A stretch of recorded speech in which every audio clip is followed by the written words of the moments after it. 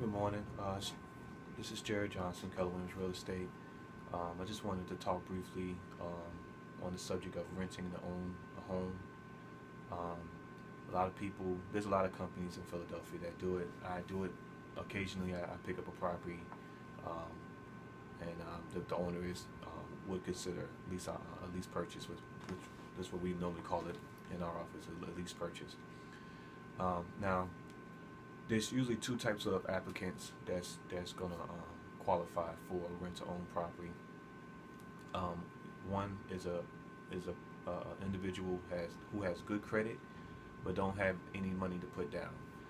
They probably working a full-time job or whatever, and they probably have enough money to put down maybe for a rental property, but they don't have the extra amount of money they need to put in for the for the rent-to-own property.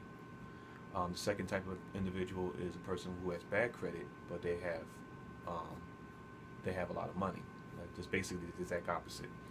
Um, and that individual, they just probably needed some time to get someone to work on their credit, and until they get to the position where they can actually get pre-approved. Now, a person who may qualify under the bad credit may also be like self-employed. They don't have their tax returns, a couple of years of tax returns. People work under the table. They've been working, they just didn't file taxes for the last couple of years. But as long as you can qualify, at least when you're showing that, hey, I got money, I can show you here's all the money I've made over the years, but they just didn't um, report it. Those things can be fixed. Right? Now, a person who doesn't qualify, which is, it seems like I get a lot of these applicants that has no money and no credit, and then they want to rent to own a home. Like really, if you don't have any money, no credit, you shouldn't even inquire about the property or anything, because you're basically wasting your time and wasting my time as well. Now, with rent to own properties, a lot of people, I don't know, they have this perception, excuse me, of they're gonna rent the property for a certain amount of years and then they own the property, almost like rent to own the furniture or something like that. Rent to own is not that. Um, Usually, you have to at least qualify either income wise or credit wise to be able to get into a rent to own property. I'm gonna be honest with you. If you get into a rent to own property and you have no money, no credit, you're probably not gonna end up buying that property, and you can probably end up getting evicted out of there after 2 to 3 years, or you just end up just being a regular tenant in that property. Um, I know of companies in Philadelphia area that they don't care if you have $10,000 to put down; they'll give you the house, and they don't care if you end up purchasing the property in 2 to 3 years. They don't care. They look at it like, you know, if you can't buy it, they'll kick you out and find somebody else, give another $10,000, and then they'll do the same thing to them 2 to 3 years from down the line. My program, if I do a rent to own, I want you to purchase the property. I mean, the end goal is for you to buy it. Now, I understand sometimes situations, things happen, um, jobs, layoffs, uh, health reasons. There'll be a number of reasons why you may not be able to purchase the property, and those things are understandable. But for the most part, if you're going through my program, you have to at least qualify for it. I want to make sure you'll succeed in actually purchase the property and in the end of the term, in the end of the lease, and same thing with the owner. The owner of the property wants that as well. They don't want to put somebody in there just because they want to pay the rent. They want to make sure somebody purchases that property on the back end of the deal. Now, usually what's required to purchase in a rent to own home. Now, I'm gonna give you both sides of the scenario. I'm gonna give you what I normally use to qualify, and then what the companies you see out there choose, or what they use to qualify. Like, let's say you renting to own the property is $1,000 a month, and the property requires first and last and security to move in, and then they give you the option fee.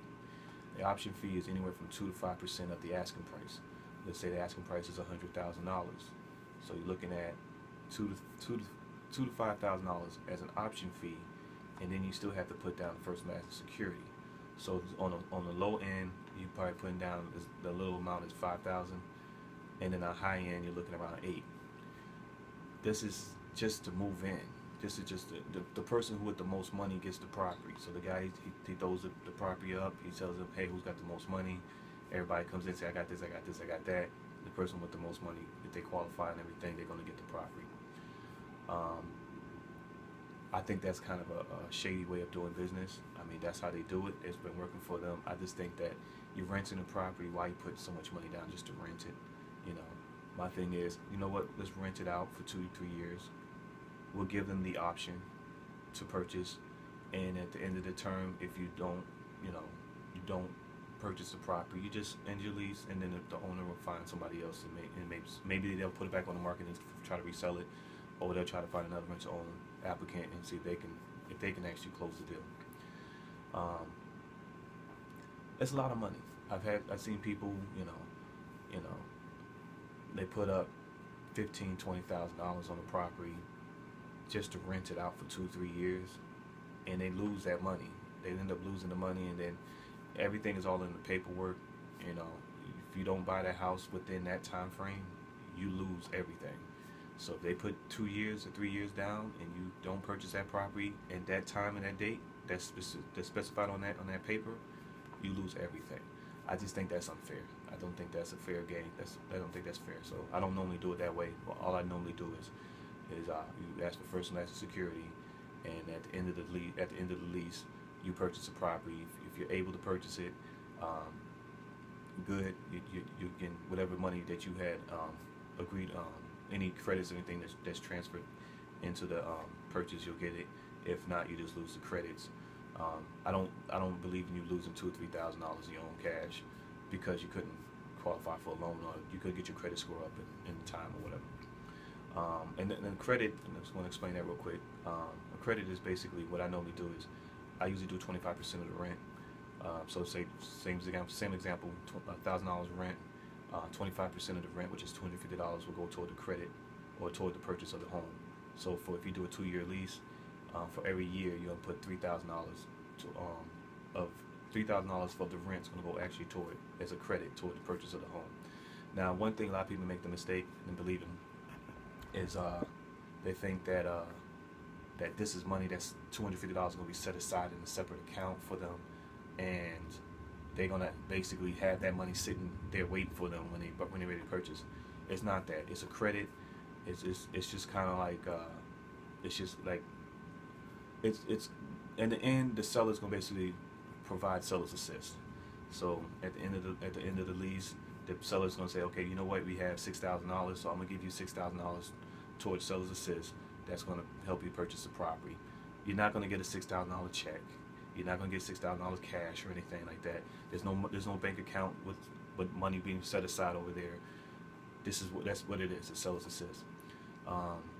And then with the seller's assist plus whatever you put up in the beginning that was negotiated, all of that tallies up, and you'll be able to hopefully be able to purchase the property. The one thing I'm good at is working the numbers. If you want to close more deals in real estate, and this is separate. If you want to close more deals in real estate, you got to understand how to work the numbers, and you can close a lot of deals in real estate just by doing that. But so that's just the gist of it. I occasionally do have rent-to-own properties. I used to look for them for people, but now too many people ask for rent-to-own, so every time I get a property, I just shoot it out there, and then usually the properties it goes pretty fast. It goes within a month. The properties are gone. Usually within 2 weeks they're actually gone. But if you see any properties, if you know anybody that has a property that may consider renting or owning, but you don't know what to do, maybe you're in a property, you want to buy it, and you want to present them with a lease option, a lease purchase agreement, give me a call. I can help you out. I can get all the paperwork together for you, and we can present the offer to the seller and see if that's something that we consider. But if you have any questions about renting, owning a home, or you want more information about renting, owning a home, or whatever, you can give me a call anytime. You can reach me at 267-368-7653. Again, the phone number is 267-368-7653. Look forward to talking to you and answering any questions you may have.